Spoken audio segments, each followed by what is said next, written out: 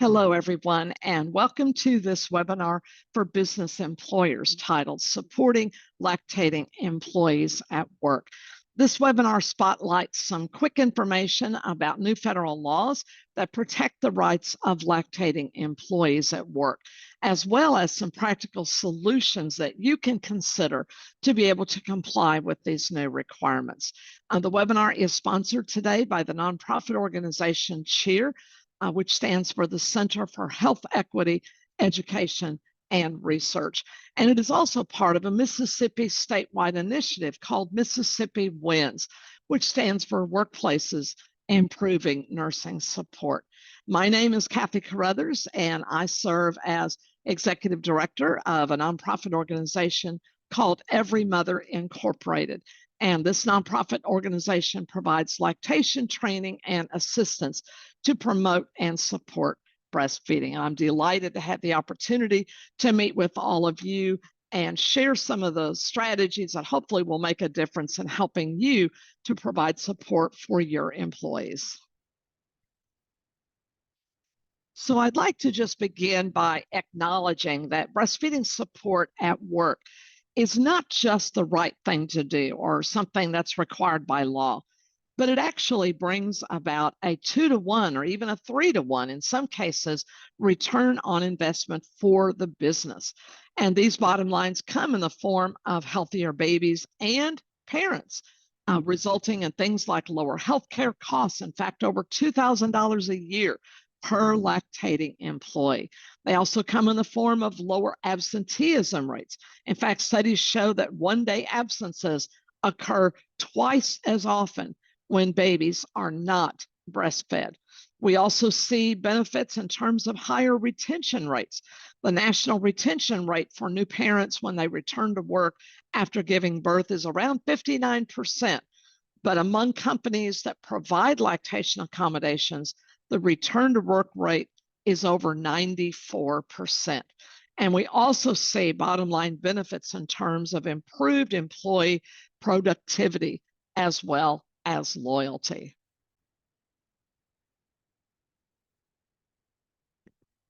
And you know, that's important to know because the numbers of people who start out breastfeeding in this country has steadily risen over the years. And one of the reasons for this dramatic increase is that more and more new parents are now aware of the incredible health benefits of breastfeeding, both for their baby and for themselves. In fact, research shows that there are more than 100,000 components in human milk. And these components are designed to provide babies with literally everything that they need to grow and develop properly. Many of these components will help the baby to build a very strong immune system to reduce the risk of infection and disease, not just when this baby is a youngster, but actually benefits that last throughout the child's entire lifetime. And because of these known health benefits, healthcare providers are now encouraging new parents to breastfeed for as long as possible. In fact, the American Academy of Pediatrics now recommends that parents exclusively breastfed. So in other words, not giving their baby anything but human milk for the first 6 months of life, and then to continue after that for at least a minimum of 2 years to give their children both the best nutrition and immune protection from disease. Now you can see from this chart that the breastfeeding rates nationally start off pretty high. I'm comparing here both the rates in the United States nationally and then also the rates here in Mississippi. And we see that the national initiation rate of breastfeeding is over 80%. And about close to 70% of new mothers here in the state of Mississippi. But we begin to see a decline that occurs over time. By around 6 months of age, we only see that about a third of mothers in Mississippi are still breastfeeding, and a little over half of them are still breastfeeding nationally. And then we see that by a year of age, only 22.2% of mothers are still breastfeeding. Now, studies show that one of the major reasons for this decline is returning to work. In fact, one study found that 80% of breastfeeding parents who return to work discontinue doing so by the end of their first month back at work. So something is happening in that first month after women return to the workforce that causes them to give up breastfeeding. So, because of these challenges with continuing to breastfeed, there are now many national policies and initiatives in place, including the Surgeon General's call to action to support breastfeeding that has been issued as a guide, really a call for all of us, including employers, to address these challenges that parents are facing at work. And in addition to that, there are now legal requirements that require businesses to provide support for their employees. This began in the year 2011 when the federal nursing breaks law was enacted into law as part of the Affordable Care Act.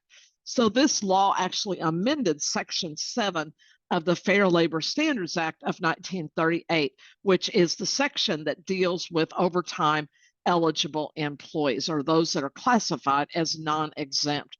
Because of where the law was placed, it actually inadvertently left out around 9 million salaried workers, such as teachers and nurses, farm workers, and just a host of other workers in many other industries.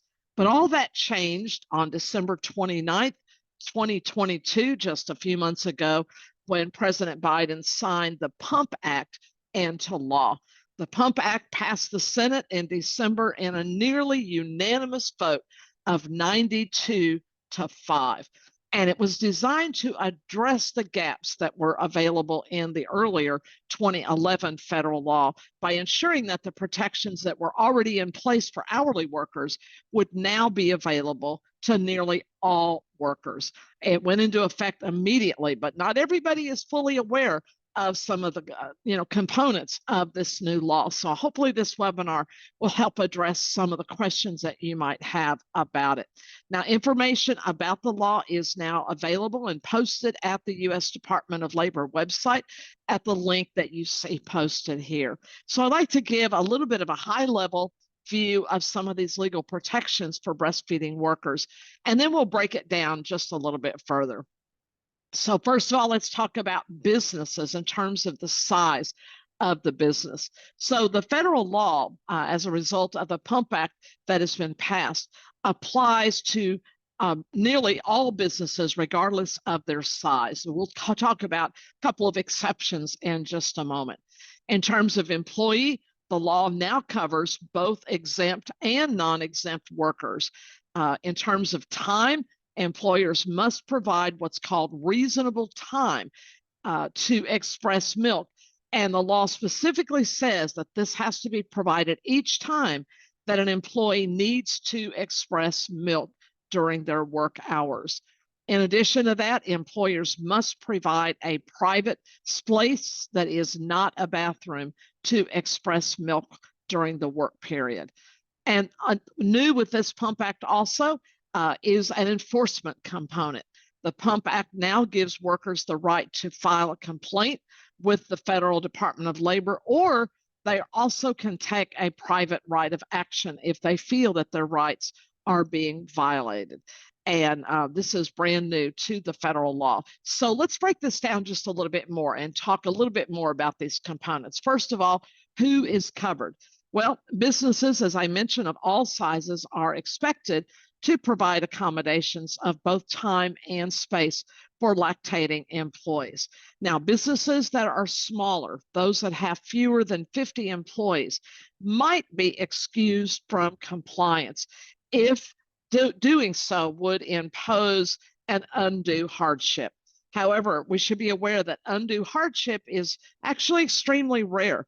And in almost all situations, there are lots of solutions that can make it work. And we'll talk about just a few of those.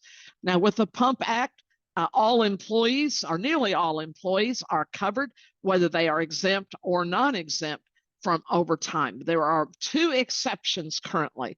One of them has to do with the airline industry, and this would refer to flight crews, pilots, and flight attendants. They are currently not included under the federal law. However, we should know that some airlines already have their own internal policies that do provide this protection, and some states have legislation that would apply to the airline industry. So you need to be aware of what the laws are in your state. Also, there was a delay in the implementation of this law for motor coach and rail operators. So those individuals who are actually involved in moving the vehicle, their protections go into effect on December 29th, 2025. So they received about a 3-year delay in implementing the law for that industry. Another component of the law has to do with private space. And we know that parents do need privacy to be able to express their milk. The law requires that the space be private and free from intrusion from both coworkers and the public. Now, the space does not have to be a dedicated lactation room, as you see in this picture, though businesses that have a lot of employees of childbearing age may find that one or even more dedicated lactation rooms will meet the needs of their staff. This picture is one that I really love. It's a lovely lactation room, and it's just a nice little respite in the midst of a very busy hospital environment for a hospital in California. And I like it because it's very relaxing, it's very peaceful. And when parents are in this relaxing environment, it can help their milk to flow more easily and more quickly. So that's a great benefit to the lactating employee. Now, the space must also be functional for milk expression. This is a picture of a lactating employee who is working and expressing milk in a space that meets all the requirements of the law. So the DOL outlines what makes that space functional. It must include a functional chair, and we would like to recommend that that chair be similar to this one. This one has arm rest for it, so the employee can rest her arms on it. It also is a wipeable chair, so that means it can be wiped down between users so that we have a more sanitary environment. So that would be our recommendation. In addition, the DOL says the space must include a flat surface to put the breast pump on, and ideally an electrical outlet, because most breast pumps today need electrical power to operate. In addition, the space must be able to ensure privacy for the users. Now, this particular room is very interesting. It is actually a small lactation room that is part of a suite of lactation rooms at a really large hospital in Atlanta. Not in this space, there is not a sink to be able to wash hands, but there is a sink outside the suite of these. I think there's like 4 of these small little lactation spaces, and there's a common sink area that everybody can use to wash their hands before and after they pump, and also to wash out their pump parts. So having a sink in a room is a great bonus, but it isn't required by law. We would suggest that if a sink is not possible to add in your space, to consider identifying a space for lactation that is going to be near a source of running water. Now, the law specifically states the space cannot be a bathroom stall. And you can see from this picture that trying to sit on a commode and operate a breast pump is not going to meet the requirements of the law in terms of comfort and the ability for this mother to relax and be able to express milk. But also another big issue is the prevalence of airborne bacteria, which is very, very common in a restroom that is used by employees. The contaminants that are available, the bacteria in the environment, can easily get into the breast pump device, which would contaminate that milk that is going to be provided to this vulnerable baby. And this slide, I think, says it all. None of us would want to eat our lunch in a restroom, and we shouldn't be asking babies to drink milk that has been expressed in an unsanitary environment. Now, there's lots of solutions that could meet the requirements of the law. So I want to share just a few ideas that we have seen from different businesses around the country. Oftentimes, businesses will retrofit a small space or a small office, maybe a storage room, maybe an exam room, at a doctor's clinic. This is a picture of a dressing room at a Walmart store in North Texas, and they retrofitted one of the larger dressing rooms to be a lactation room that could be used by their employees and can also be used by customers who are wanting a private place to directly breastfeed their baby. The Walmart store here did install an electrical outlet so that the electric breast pump could be powered, and they told me that it cost less than $100. So it was a very inexpensive solution. Now, if a room itself is not possible, some companies, especially larger companies, are using portable lactation pods that also meet the requirements. This one is a pod that was spotted at the University of Mississippi, just outside their student union area where the gift shop and the bookstore is. These pods are very small, but they're functional. They also have an area to change a baby's diaper if for any reason the parent is going to be directly breastfeeding the baby. There's also a lot of flexible solutions that can be considered. Remember, I said a dedicated room is not required, but employers do have to provide space that is functional and will meet the requirements of the law. So in some cases, a flexible solution might work. One company set up what they call a multi-user room, and they have individual lactation stations within a larger room, and they use wooden screens that they purchased at a home goods store to provide privacy. Some larger companies will also provide multi-user space, and they'll use curtains to provide individual privacy for each user. Remember, the law says that the space has to be private and free from intrusion from both coworkers and the public. So you will have to find a way of ensuring privacy for each individual user. Now, many employees may have their own private office space that they'll be able to use, but that isn't going to work in industries like fast food restaurants, convenience stores, et cetera. So, and sometimes in those cases, employees will use the manager's office with the camera covered, or maybe a storage room that they're able to lock from the inside. Some businesses allow employees to express milk in a conference room, and this can work really well as long as the lactating employee has priority for expressing milk when that is needed. Some employers will allow employees who are lactating to use the break room, the employee break room, and they'll let that double as a lactation room. This particular room did not have a lock on the door. They were not able to install a lock on the door. So instead, they made a do not disturb sign by downloading the free International Breastfeeding symbol, which anybody can go online and download. And then they laminated it and put a shoestring in there to hang that on the doorknob. And all employees were educated and trained to understand that when you see that nursing mother's sign hanging outside the door, that nursing mother has priority over that space and that we are not to disturb her.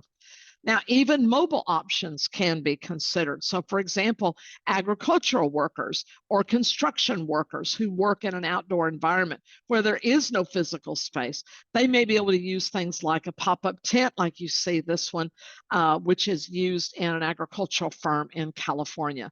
They're very lightweight, they're very inexpensive, they cost less than $100, and they can fold out and fold back in just a few seconds. Now, at a really large strawberry farm and blueberry farm in Northern California, where they employ over 25,000 employees, they allow their workers to park their vehicle right next to the workstation. Or if they don't have their own personal vehicle at work, they can use a company-owned vehicle, parking it right next to their workspace. And they can then connect their electric pump into the car power adapter. This company also provides privacy visors so that parents who are lactating can get some extra protection. So I share these ideas to let you know you have to think outside the box, and there are so many creative options out there. Now, the other component of the law has to do with time, reasonable time. Employers must provide reasonable break time each time it is going to be needed. Most employees who are lactating will need usually around 15 or 20 minutes to express their milk. And they normally need to do so probably every 2 or 3 hours or so throughout their work period. So that equals out to maybe if they're working a day shift at some point around mid morning, maybe over a lunch break, and then around mid afternoon. And certainly if they're working more hours, like they're working a 12-hour shift, then they would need to be provided with additional break time around every 2 to 3 hours. Now, according to the law, employers must provide this time, break time, for up to 1 year after the birth. Now, the break time does not have to be paid time unless the company already pays for breaks for employees. If an employee is using one of those paid breaks that is already provided by the company, well, then you can't stop paying them just because they're choosing to use their break time to express milk. Now, one thing that is new to the Pump Act is that if an employee is working during the time that they are pumping or expressing milk, they must be paid for that time that they are working. So let's take a look at the other component of the new federal law, the Pump Act, and that is the enforcement provision. So if an employer refuses to provide these accommodations, then employees now have a recourse to take action. And this benefit began officially on April 28th, 2023. Employees can now do one of two things. They can either file a lawsuit against their employer if they wish, or they can file a complaint with the Department of Labor Wage and Hour Division. If they choose to file a lawsuit against their employer, they can potentially recover lost wages, and in many cases that would be twice the amount of their lost wages. They can also sue for emotional distress, for attorney fees and lawsuit costs, as well as punitive damages and other economic harms. So employees are required to notify the employer if they are not receiving the space, or if the space that they've been provided is not adequate to meet their needs. And the employer would then have 10 days to correct that situation. But if the employer indicates that we're not complying, they just indicate they have no plans to comply and provide those accommodations, then the employee does not have to wait 10 days to file. They can actually file that lawsuit that very day. Now, I want to also mention that many states also have their own state laws. And according to the federal law, if the protection provides greater recourse and greater support in a state law than what the federal law provides, then the business must comply with the state law as well. So you can learn about any state laws related to workplace lactation support at the National Conference of State Legislatures. And we're going to provide a little resource document that lists a lot of these URLs for some of the resources that I am mentioning in this webinar.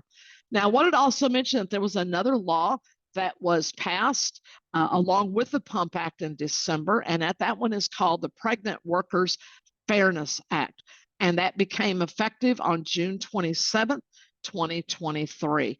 This law requires that businesses must make reasonable accommodations for pregnancy and what's called related conditions, which could be interpreted to include lactation support.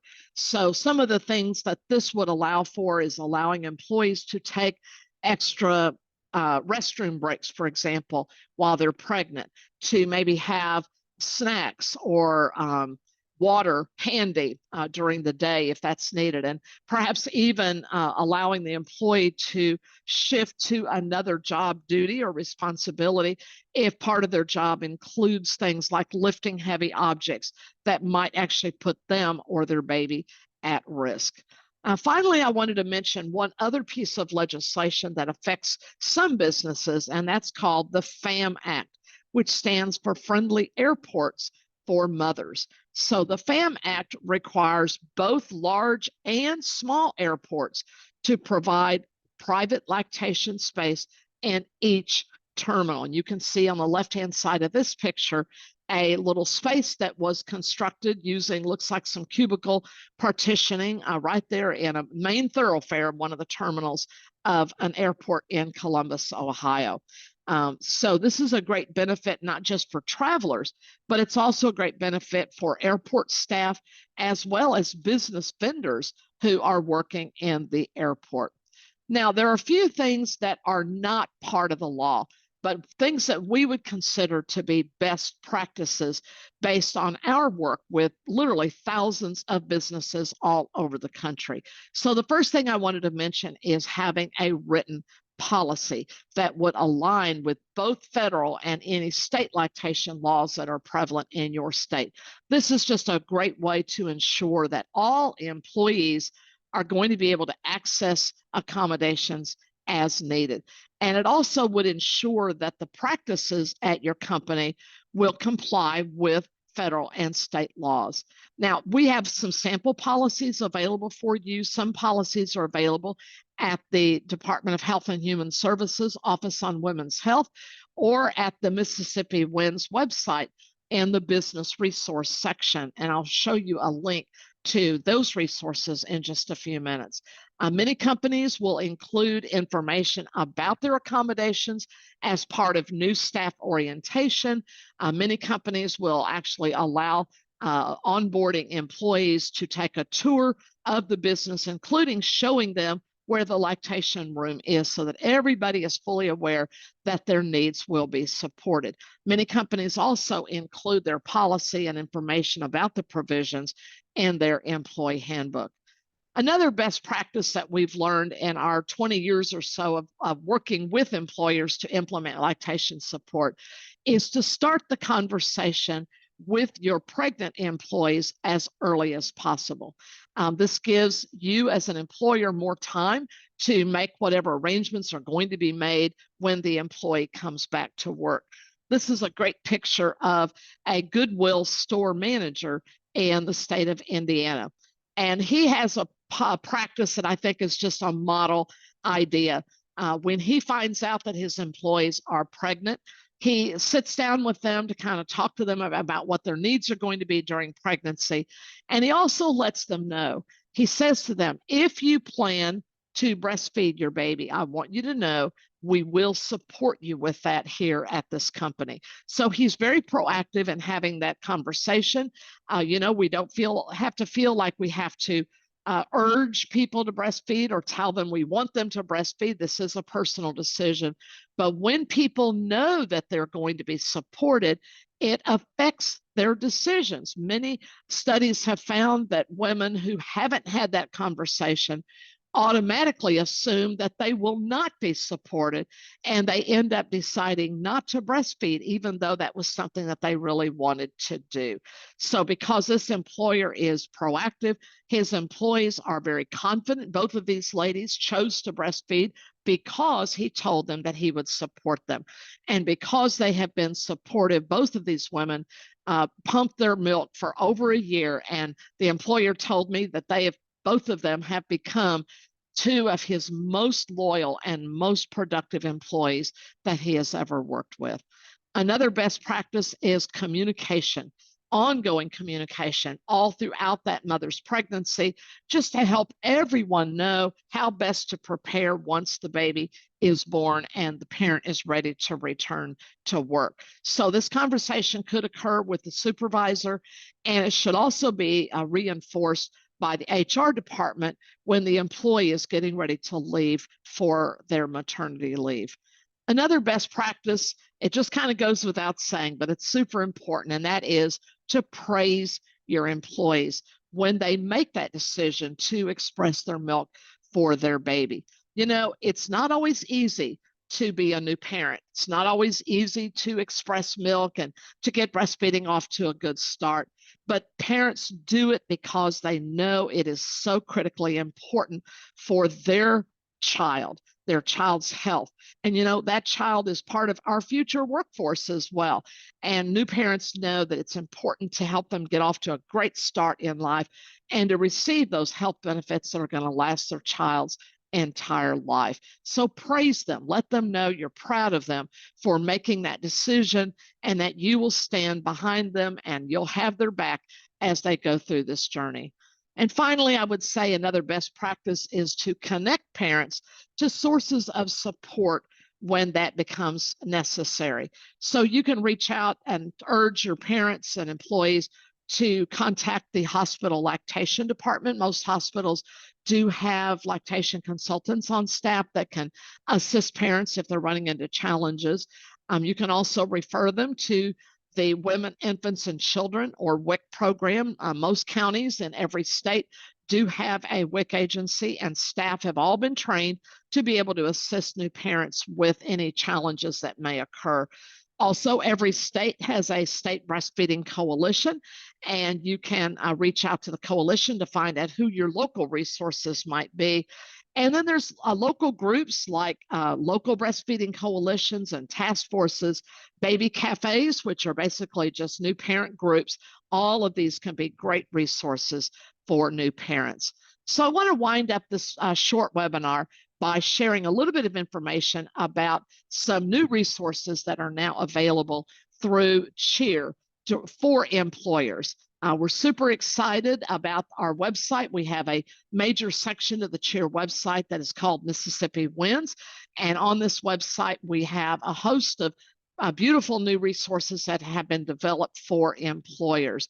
So I wanted to kind of give you a sneak peek as to a few of these ideas. We have a wonderful toolkit called Mississippi Wins, Workplaces Improving Nursing Support.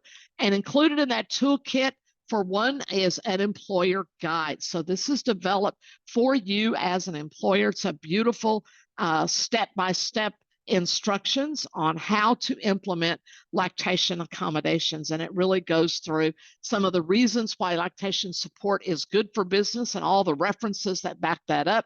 We have all of the main components of the federal law, and again, some resources and links that you can go to get more information, as well as lots and lots and lots of really practical solutions for time and space in a wide variety of industries. So you can see the first two screenshots here list a host of different types of industries with a lot of different options that could be considered for private space. We also have information about communications and what a communication plan could look like. In addition to this guide, we've also developed a collection of tip sheets. These are one-page front and back documents that provide industry-specific solutions just to help you get a lot more information about how you can implement lactation support in your particular industry. And then we have another document that is called Business Resources, and this document has all kinds of wonderful tips and solutions for you. There is a wonderful lactation accommodation implementation checklist. We have a sample lactation support policy in there, and we also have sample employee communications about your lactation accommodations, and lots of other tools, including a whole page full of URLs that can help you get more support and more information to learn more about what you'll need in order to implement this in your site. And then in addition to these resources, again, I want to point out the website of the Department of Labor, which not only has information about the language of the law, but a whole list of great resources, fact sheets, and other FAQs that can answer many of your questions about the requirements under the federal law. And finally, I wanted to mention that the Department of Health and Human Services Office on Women's Health has a very robust website with also lots of industry-specific solutions, as well as videos that represent all of the major industries in the worksite sector. And these videos are very short. They're usually about 2 to 3 or 4 minutes at the most. And the videos feature HR directors, supervisors, and employees talking about how they were able to creatively implement lactation support in their industry. So all of these and many, many more resources just show us really that the sky is the limit in supporting breastfeeding employees. Solutions abound. They really do in virtually every industry. And we also want you to know that you're not alone. There are people in your community who are available and eager to help you. If you would have any more questions and would like to reach out to me to get more information or just to pick my brain and find out maybe what have other companies and businesses that are similar to yours, what have they done to address some of the barriers and challenges that you face in your industry, feel free to reach out to me. I'm always happy to get emails and communicate with others about some of the many solutions that I've learned about over the years. I'm always happy to help in any way that I can. So my email is listed there. I want to thank you again for participating in this webinar. I hope that it helped to answer some of your questions. And again, as I said, you're not alone. There's so many people now who know how to help the business community to make this work. It really can work at work. Thank you very, very much. And we're wishing you the very best.